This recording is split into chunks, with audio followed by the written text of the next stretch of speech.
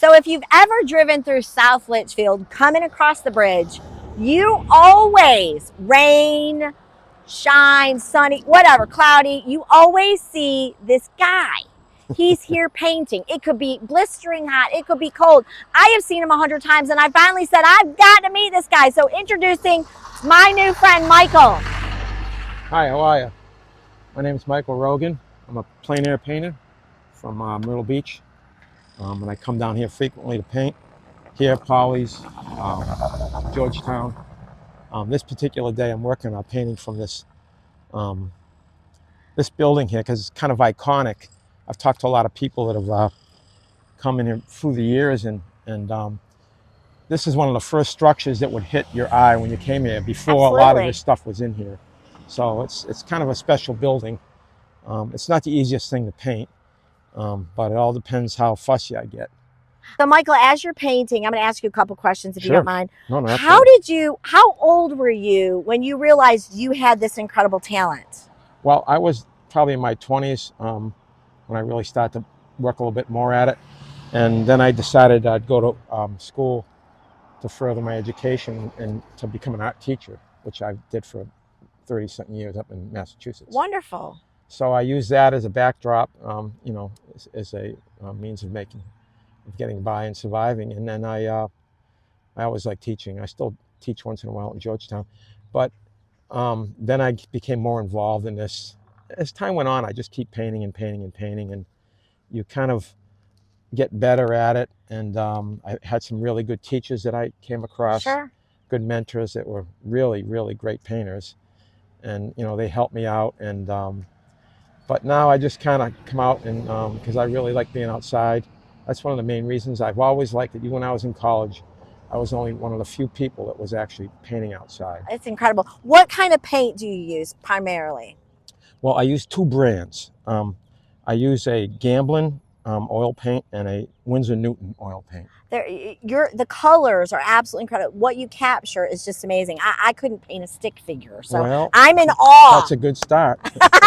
I love it. So let me ask you, if Sure. somebody wanted to purchase one of your paintings, besides coming over here and harassing you like I did on the side of the road, It's all right. where could they find your paintings, Michael? I have two galleries in the area that I sell paintings at.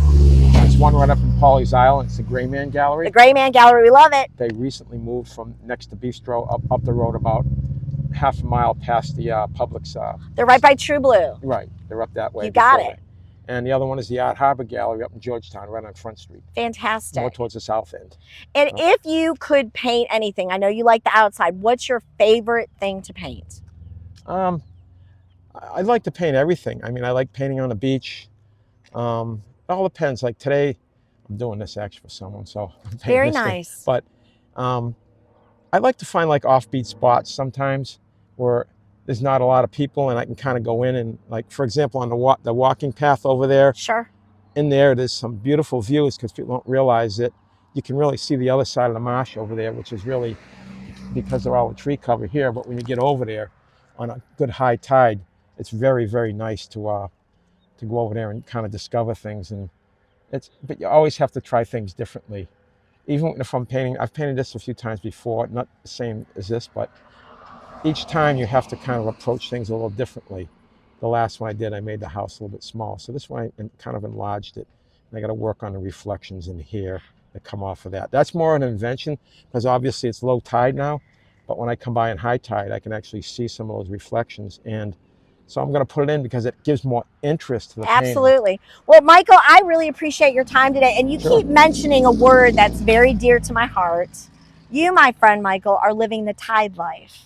That's the name of my business, Tide really? Life. Tide Life Vacation Rentals. Oh, nice. So you have a special place in my heart because, man, I tell you, I've seen you here at high tide, low tide, but you are definitely living the Tide Life. And thank you for being a Thank you teacher so much. to our young people. That means a lot to me. Oh, yeah, I think sure. education is huge. It's It very is. important. It is. And thank you so much for providing a wonderful way for us to see nature differently. That's right. It is a way that you try to take what's in front of you and try to make it believable. Absolutely. So that people can appreciate it and, trying to get out of their realm of the normal hustle bustle of life. Isn't that the truth? This is art. This is something that, we should appreciate a little bit more. And So you are so right, my friend. It was so nice to meet Sure, you. yeah, yeah. Michael, when I drive by now, I can wave and say, hey, Michael. Take care, my I'll try to friends. remember. It's Yeah, all you good. take care. Take care. Thanks Thank so you much. so much. Yeah, thank you. Take care. Be careful. All right. Be Bye-bye. careful. Yeah, take care. Hey. We'll see ya. Bye-bye. Thanks so much. Thank You have a you. great day. You too. Yep.